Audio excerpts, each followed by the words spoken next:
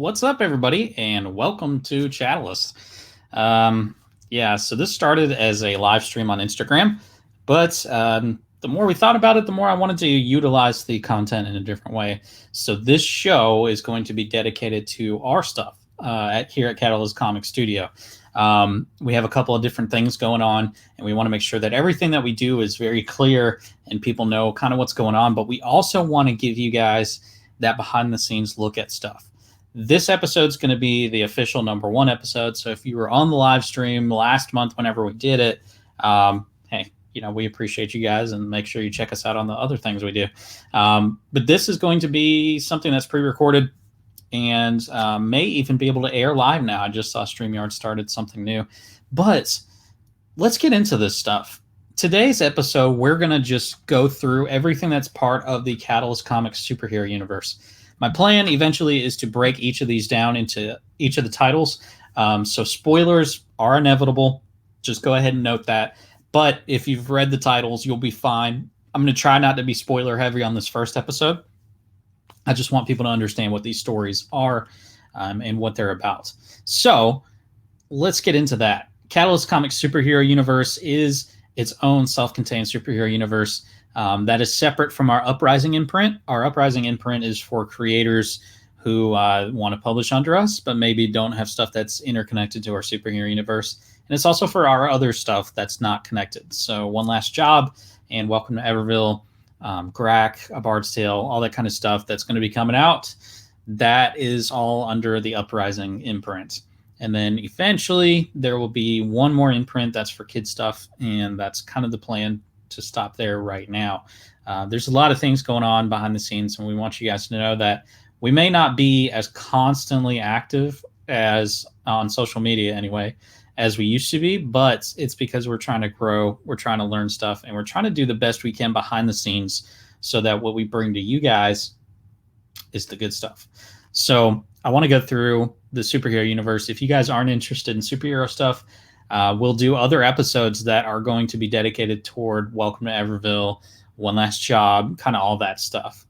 Make sure you do check out our other shows, though. It's Your World is the one where we interview, great guests, whoever we get on to talk about their world building behind their stories.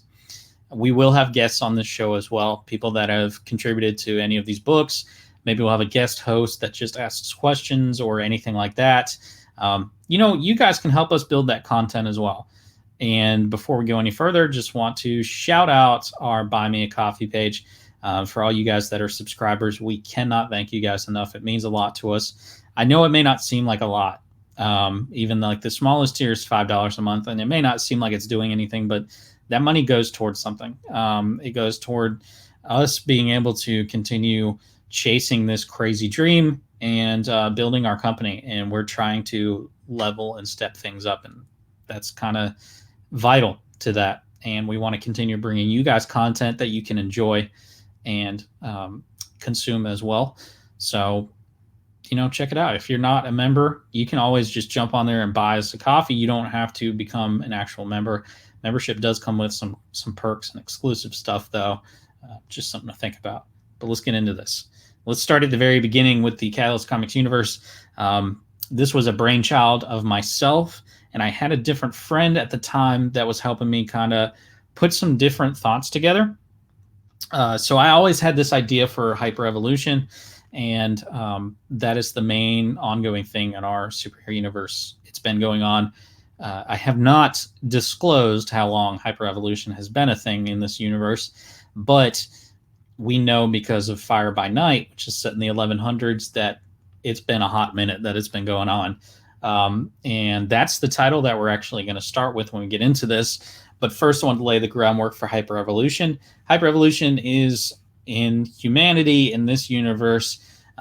It's accelerated evolution that's resulting in superpowers in some people. It's not doing it to everybody at the same time, and it's been trickling throughout history, but now it's starting to ramp up, and we're starting to see more and more people with superpowers. And it's that simple. That's what hyper-evolution is. The other side to that is that there is a Council of Elders. The Council of Elders, they are dedicated to bringing down or figuring out, exploiting whatever they can that has to do with these people that are exhibiting superpowers. So if they can use them, they'll use them. If they can't use them, they'll kill them. It's pretty much just like that. And they're a council that's been around for a long time, and they've just been kind of keeping their fingers on the pulse and figuring out who's worth using, who's worth killing, who's too much of a threat, and who's just a threat enough.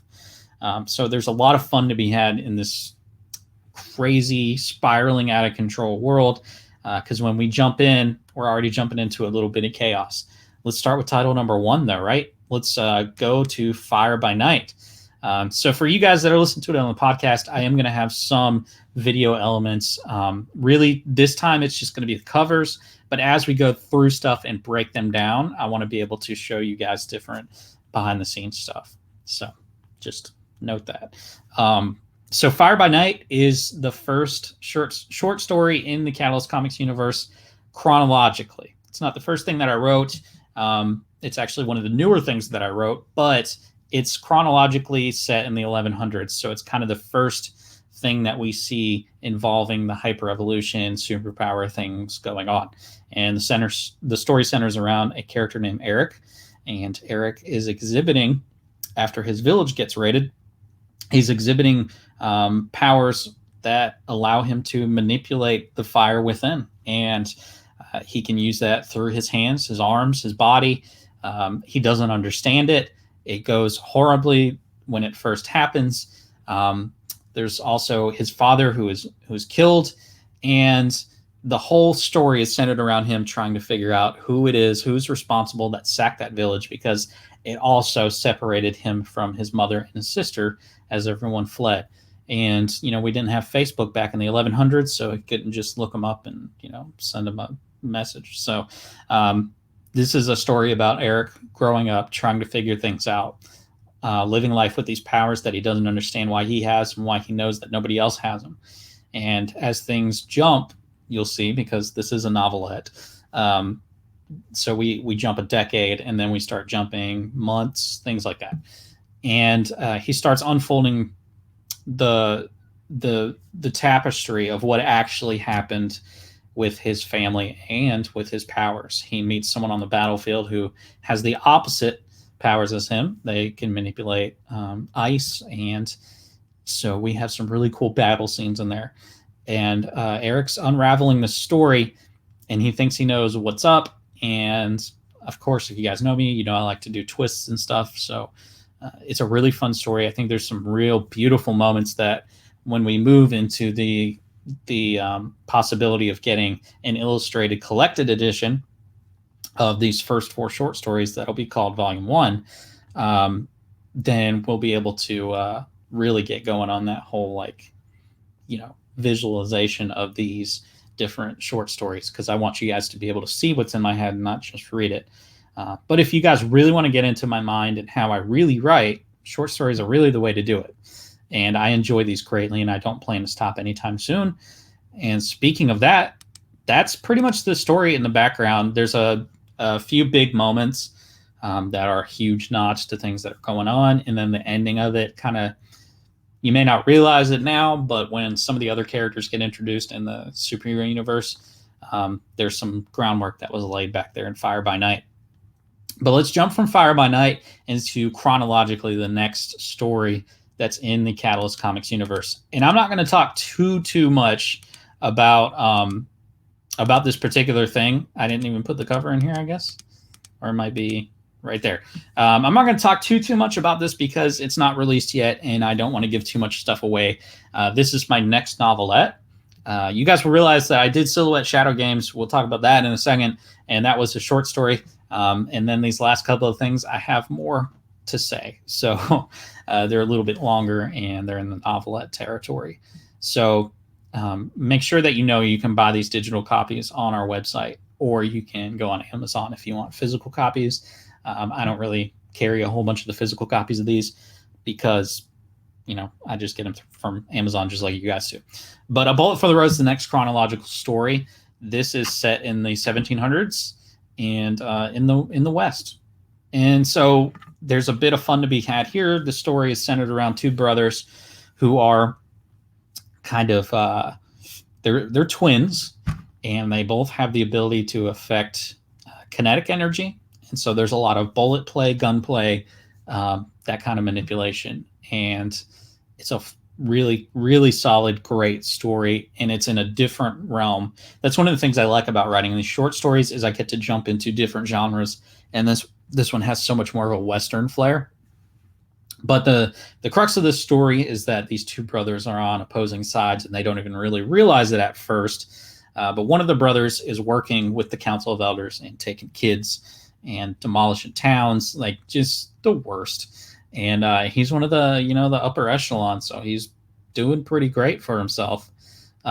He doesn't know though that his brother is opposing him and is trying to stop the council and destroy the Council of Elders.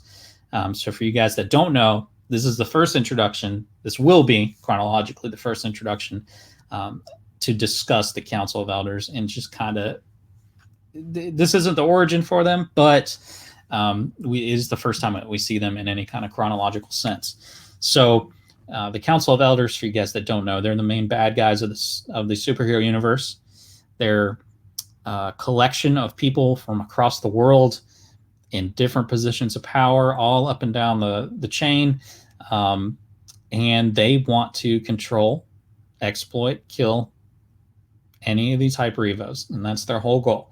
And so this is 1700s in the Wild West, and they're starting to realize that there's more hyper evos than they thought, and they want to be able to utilize them because they want to build their own kind of thing. So we get these two brothers that are going to be on opposing sides, and I really have fun with that, playing that whole element of it. So when this comes out, I'm hoping you guys will pick it up. That's a bullet for the road. I am over maybe like 75% done, and then it'll go through editing once I'm finished with that. So please, please, please check that out when it comes out. So the next thing, let's get into the actual comic books, and then we'll jump to another short story because it's, so chronologically, again, Paradigm is the first. This is actually the first comic book script that I ever wrote, and it's the first comic book script that Matt ever illustrated. So this book was just him and I. He did the coloring, I did the lettering, I did the writing, he did all the illustrations. So it's a fun book to look back on and see how much we've grown since then. But I'll say this, the story is still strong. The story still holds up.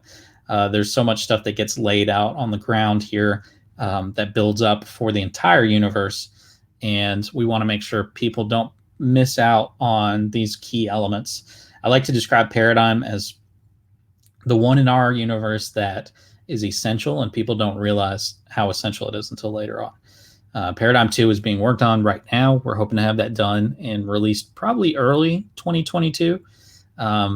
We're kind of working on our schedule now. Some things got backed up, and we're trying to figure out where we want everything to fall for the next little bit. So Paradigm is a story that's centered around Ben Fallow. It is a different kind of superhero story. It's very slow burn. You get to ride shotgun and see what makes Ben decide to become the superhero that he knows that the city needs, that the world needs, and that he needs to become. He has a traumatic event in his childhood, just like Eric from Fire by Night, and he struggles with coping with it. So we get to meet a broken guy. He's in his 20s, and he works for an R&D department for a large conglomerate, and he does a lot of his own R&D, so he gets to keep and have first dibs on anything that he creates. We'll see how that plays into the future stories. But when we meet him, we just meet this kid who's trying to, figure out life and how to deal with loss and how to deal with just the mental state. And for you guys that know me, I love playing on the mental state. So we kind of have a huge flip at the end of the story, and I'm not going to give it away. But there's a guy that comes in from his past, and it kind of ends off on this really kind of intense note. And it's where issue 2 is going to pick right up from. There's a lot of characters that get introduced in this story. There is Abigail, which is his girlfriend, and she works at It's Freaking Cold, which is our frozen yogurt store that we created for this superhero universe, which is a lot of fun, by the way. Hoping to get like t-shirts and kind of stickers and all that stuff done up for that. But yeah, Abigail is his girlfriend. He's kind of head over heels for her. She's going to be a very important character in the ongoing story for Paradigm. The other person that we meet is Jared. Jared is his roommate. He also works with him, and they are both R&D technicians, so they sometimes just have random fun in their house, an apartment, just making up random tech or like revisiting old tech. And so he is to be the man in the chair. That's all Jared is for. He's a fun character where I can just be dumb with him and kind of let him have fun. Then we also meet Reverend Prodon. He is the pastor for actually Jared, Ben, and Abigail. He's their pastor. The book is not religious heavy, but just like Daredevil, there's that sense of mentorship, and I wanted to make sure that that comes through. And if you guys didn't see on Instagram, I put up a quick little clip of the sermon that's getting talked about in Paradigm Issue 1. There's a very important reason for that particular sermon, for that particular message that's in there, because it is all pointing to Ben realizing who he needs to become. I do stuff with a purpose when it comes to this stuff. So, you know, that's what it's pointing towards, is him having to realize some things. So if you guys don't know Paradigm, then, you know, pick it up, try it out, see what you think. And then you'll see with the second issue, just everything gets elevated to a different level. And there's a lot of things that start coming crashing together, and it's a lot of fun.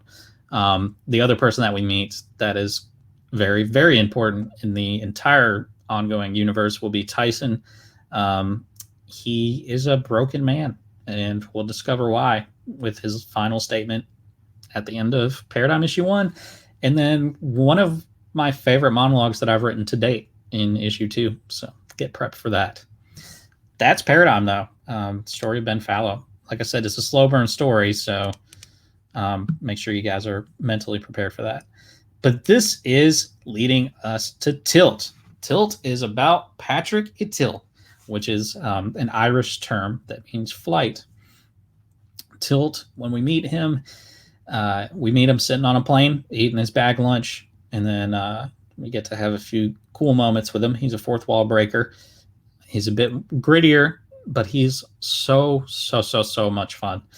And in this story, I didn't realize people would love to the amount that they do. This is the second thing that I ever wrote. In fact, it came from a bunch of the notes that I had left over when I wrote Paradigm that didn't fit his character. It's what became Patrick. Sorry. So the plot of this is in Boston, and we discover that Tilt is this guy's moniker. You know, he's someone that was taken as a child when he started exhibiting powers, gets manipulated and experimented on, becomes a mercenary for them, and when he gets a chance to break out, he does. And when he breaks out, he decides to become the hero for his city. But at the same time, he's obsessed with finding the council, who leads it, who he can take down to pay them back for everything he's done. He's a lot of fun if you guys want somebody that's gritty and has a dark story, but still brings that light from comedy and humor, because he's extremely humorous. You have to consider that he was taken when he was about 15, which means he still has a teenager's mindset in so many things. So that plays into his relationships with the other characters. When we first meet another massive character in the universe would be Exquisite. We see Patrick just kind of bust through his window because he just doesn't care. You know, Exquisite's done all this stuff to him. He's the one that brought him to the council, and he can't care less at this point. So he just does whatever he does just to make Exquisite have to pay some money. But Tilt's homeless, so he doesn't have a lot going for himself. He broke out of the council, and it's not like he just had a job waiting for him. So when we first meet him, you know, we see him just like he is on this cover in a t-shirt and jeans. Well, the thing about Exquisite is he likes to play both sides into whatever favor works for him. So when we meet him, we see him kind of reach out to Patrick and try to help him, because he thinks that maybe the council needs to be knocked down a peg and reminded their place as well. So the story is ongoing with Patrick and Exquisite and Cindy. When we meet Cindy, we discover in the second issue that she is also a superhero. She does not have any powers, but she does R&D as well. And I'm sure you guys can wonder, does she know Ben? We'll find all that stuff out in the future. But she does R&D as well, so she had made herself this cool weapon that almost looks like a lightsaber, but it's not. It can be a sword or it can be a whip. Kind of depends on what setting she puts on. It's really awesome. She's a good fighter. She has a lot of fun doing what she does and taking down bad guys. And she stepped up because she felt like Tilt wasn't doing enough. Well, she gets in charge of helping him out because of Exquisite, because she works for one of his companies. So Exquisite's this exclusive, awesome kind of billionaire guy who kind of does whatever he wants. He has some pretty cool powers as well. And then they start trying to unravel this mystery of who really took him and did what they did to him. And that's when we meet Talon, which is somebody from Tilt's past. Talon is the major villain for this first story arc. And he comes from Tilt's past, and they were mercenaries together, and some stuff went south. And now Talon has a vendetta against Tilt. And I guess he figured that he would have to go through the council, but he figured out that Tilt's out. So, yeah, first story arc, we've done issues 1, 2, and 3.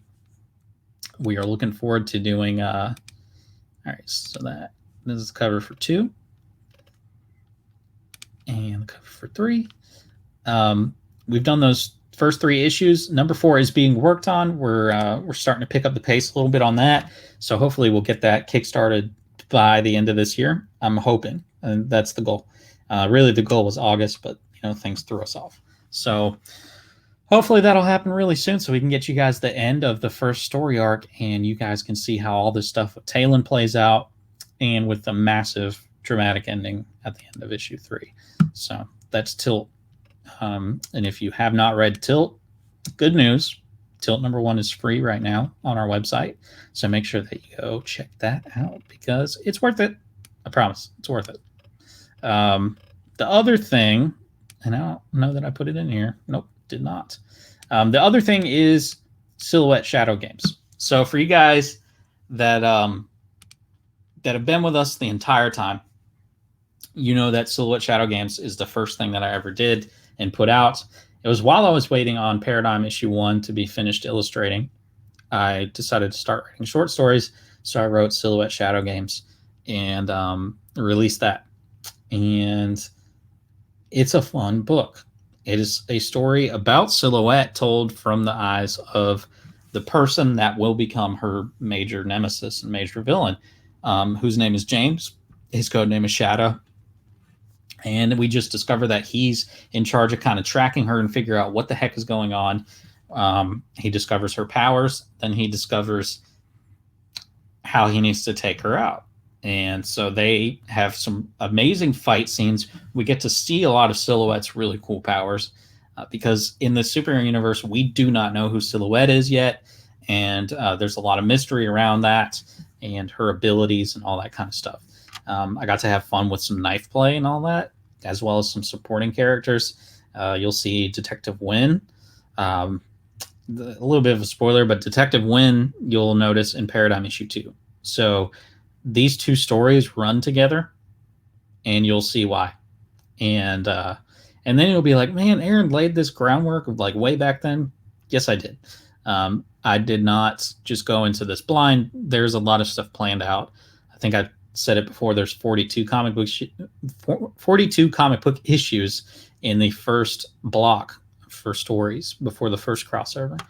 That is just not me being ambitious. That is how I need this stuff to play out. And that's not just between these 3 characters. That's with some other people as well.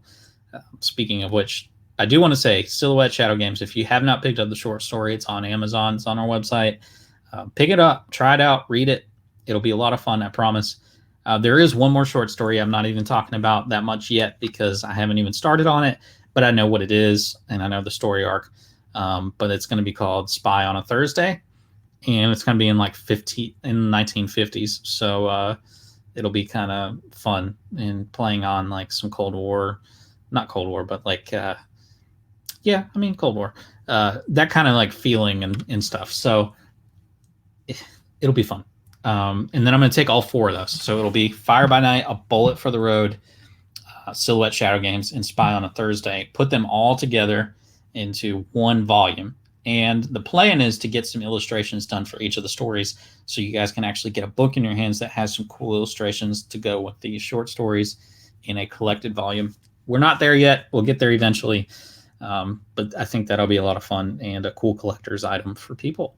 So the other 2 characters that have not been introduced yet, but I've talked about a bit, are Shift and Sage. They are both really cool New Orleans-based superheroes, more like vigilantes, I guess it would be. They're not so much of the superhero type, but Sage, she's a bartender in New Orleans. She's kind of steampunky, and she takes no crap from anybody. And Shift has a talisman that allows him to shift from a nerdy kind of teenage guy into this big hulking brute. And the 2 of them will kind of team up and have to take down some voodoo stuff and some magic stuff. And yeah, I mean, that's all stuff I'm playing on in the universe. It may not be me that writes this, but that's the plan for the story arcs. So when we get there, we'll get there. It's on the list. We got some stuff to get through first. But Shift and Sage, I think people really like. Really cool vibe. I want to do something very different, keep it very like urban feeling. So I'm hoping that'll work. And then the last thing that I want to talk about is the possibility of crossovers with other universes. I'm not going to talk too much about it. I'm just going to throw that out there. It's something that has been discussed in really cool ways. It'd be really cool to see if it happens. So I know everybody kind of has their stuff going on, so it is something that's being talked about. But that's everything that's part of the Chatalyst Comics superhero universe. It's a big universe full of stuff for you to look at and read and enjoy. I've been talking to somebody that's been reading through all of our stuff for the first time, and they've just been like live updating me as they read through it. And that kind of stuff, it really helps me because it shows me the story beats and it shows me what people are connecting with. And so I really enjoy that. But we want to make sure that you guys get a chance to check all of this stuff out. So make sure that you do. And if you guys know local comic book shops that do not carry Chatalyst, tell them to carry Chatalyst. It is so simple for them to sign up over at Maverick Comic Distro. Just tell them to do it. And if they don't know how to do that, well, give them my information and we'll tell them. So, make sure you guys do that. It helps us out a lot. We're trying to get into more stores. We're trying to help Maverick Comic Distribution grow and thrive. And, it's a good deal for all local comic book stores, and it's a really good deal for publishers as well. So, if you guys are publishers that are listening to this, submit, see if Maverick will take you on. But, so I think that's going to do it for this first episode of Chatalyst. Next time, I think we will start breaking down. I don't know. Actually, next time we might skip over and do some of the Uprising stuff and maybe take Welcome to Everville and start breaking that into an episode. So if you guys want to see that, make sure you let us know. Reach out to us everywhere that we're reachable, Instagram, Facebook, Twitter. Check us out on StreamYard and some more stuff that's coming up as well. Make sure you guys check out IndieComicsRebellion.com. There's a lot of stuff going on over there, and that's also where my personal column is and where there's a lot of resources for you guys. So I want to make sure that you guys have access to all of that stuff. We appreciate everything that you guys have done for us. And lastly, make sure you check out buymeacoffee.com/beardsandcomics. And we'll see you guys on whatever episode of whatever we do that's next. Let us know if there's anything you need from us, and much love.